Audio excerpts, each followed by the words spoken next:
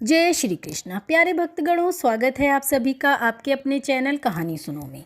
आज हम श्रीमद् भगवद गीता का 17वां अध्याय और उसका महात्म्य सुनेंगे। अर्जुन ने पूछा, हे श्री कृष्ण, जो शास्त्र विधि को छोड़ श्रद्धा के साथ पूजन करते हैं उनकी निष्ठा किस प्रकार की है? सात्विकी है अथवा राजसी है अथवा तामसी है? श्री कृष्ण जी बोले, प्राणियों के स्वभाव से ही सात्विकी, राजसी और तामसी ये 3 प्रकार की श्रद्धा हैं। सुन हे अर्जुन, सबकी श्रद्धा अपनी प्रकृति के अनुसार होती है। पुरुष श्रद्धा में है, जिसको जैसी श्रद्धा होती है वह वैसा ही होता है।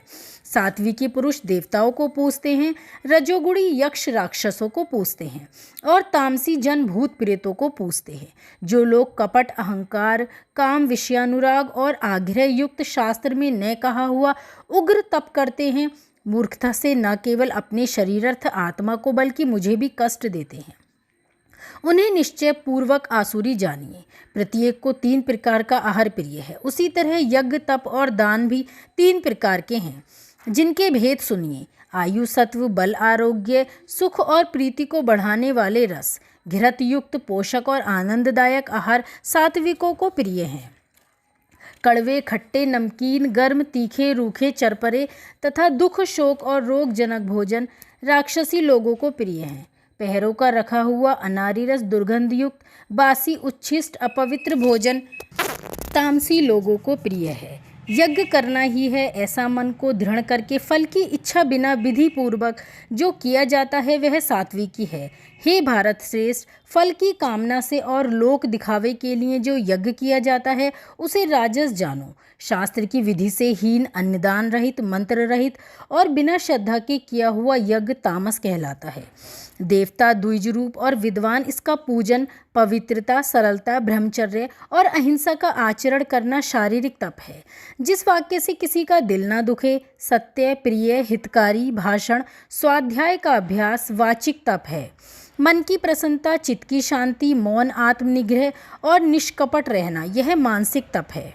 यह तीनों प्रकार का तप यदि श्रद्धा से फल की इच्छा त्याग कर और योग युक्त होकर किया जाए तो सात्विक तप कहलाता है। जो अपना आदर और बड़ाई कराने के लिए दमन पूर्वक किया जाता है वह अन्यार्थ और क्षणिक तप राजस है। जो दुराग्रह से आत्मा को कष्ट देकर या दूसरे के नाश के लिए किया जाए उसे तामस तप कहते हैं। फलों की इच्छा त्याग, उत्तम बुद्धि से उत्तम स्थान में सत्या पात्र के बदले में कोई वस्तु लेने की इच्छा बिना दिया जाता है उसे सात्विकी दान कहते हैं। जो दान प्रत्युपकार अथवा किसी फल की इच्छा से कलेश पूर्वक दिया जाए उसे राजस दान कहते हैं। अयोग्य समय में अयोग्य पुरुष को असत्कार और निरादर से जो दान दिया जाता है उसे तामस दान कहते हैं। ओम, तत् और सत ये 3 ब्रह्म हैं। इन्हीं से आदिकाल में ब्राह्मण, यज्ञ और वेद बने हैं। इसी से ज्ञानी पुरुष यज्ञ, दान और तप आदि शस्त्रोक्त क्रियाएं ओंकार उच्चारण के साथ करते हैं। मुमुक्षु जन फल की इच्छा न करके सत शब्द का उच्चारण कर यज्ञ, तप और दान करते हैं। हे अर्जुन, सत शब्द का उच्चारण सद्भाव और साधु भाव में किया जाता है तथा मंगलादि विवाहिक कर्म भी सत कहलाते हैं। हे पार्थ, श्रद्धा से रहित दान, तप और अन्य कर्म जो किए जाते हैं वे असत कहलाते हैं। वह न इस लोक में न ही परलोक में हितकारी हैं। इति श्रीमद् भगवद गीता सुपनिषद सुब्रह्म विद्या योग शास्त्रे श्री कृष्ण अर्जुन संवादे त्रिविध योगो श्रद्धा नाम सप्तदशो अध्याय समाप्त। 17वें अध्याय का महात्म्य। श्री भगवान बोले, मंडलिक नामक देश में दुशासन नाम का राजा था। एक राजा किसी दूसरे देश का था, जिन्होंने आपस में शर्त बांधी।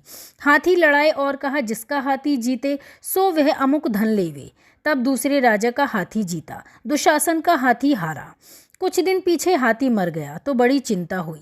एक धन गया, दूसरा हाथी भी मरा। तीसरे लोगों में हंसी हुई, इससे निंदा हुई और इसी चिंता से राजा मर गया।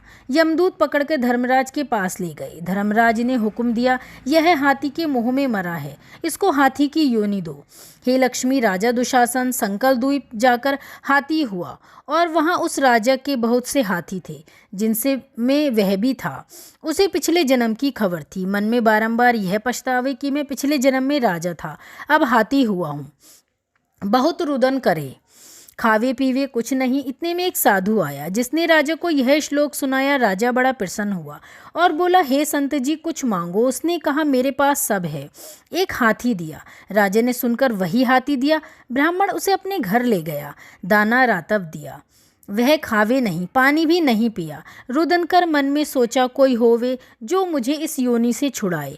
उस साधु ने महावत को बुलाया, पूछा, इस हाथी को क्या दुख है? खाता पीता कुछ नहीं। महावत ने देखकर कहा, कोई रोग भी नहीं है।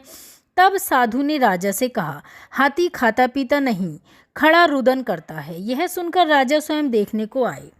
राजा ने बड़े बड़े वैद्य बुलाए और महावत बुलाए, सबको हाथी दिखलाया। उन्होंने देखकर कहा, राजा जी इसको कोई मानसिक दुख है, देह का कोई दुख नहीं। तब राजा ने कहा, हाथी तू ही बोल, तुझे क्या दुख है? परमेश्वर की शक्ति से मनुष्यों की भाषा में हाथी ने कहा, राजन तू बड़ा धर्मज्ञ है, वह ब्राह्मण भी बड़ा बुद्धिमान है। इसके घर का अन्न जो खावे वो बड़ा धर्मज्ञ हो, मुझको क्यों मिले? तब साधु ने कहा, हे राजा अपना हाथी फेर ले। राजा ने कहा, दान दिया मैं नहीं फेरता, यह हाथी मरे या जिए। तब हाथी ने कहा, हे संत जी तू मत सोचे, तेरे घर में कोई गीता की पोथी हो जो मुझे 17वें अध्याय का महात्म सुनावे। तब उस साधु ने ऐसा ही किया। हे लक्ष्मी, 17वां अध्याय सुनते ही तत्काल हाथी की देह छूटी और देवदेही पाकर बैकुंठ को गया। तो ये था 17वें के अध्याय का महात्म्य जो श्री नारायण जी ने कहा और लक्ष्मी जी ने सुना और अब मैंने कहा और आप सभी ने सुना। बोलिए श्रीमद् भगवद गीता की जय। 17वें अध्याय की जय।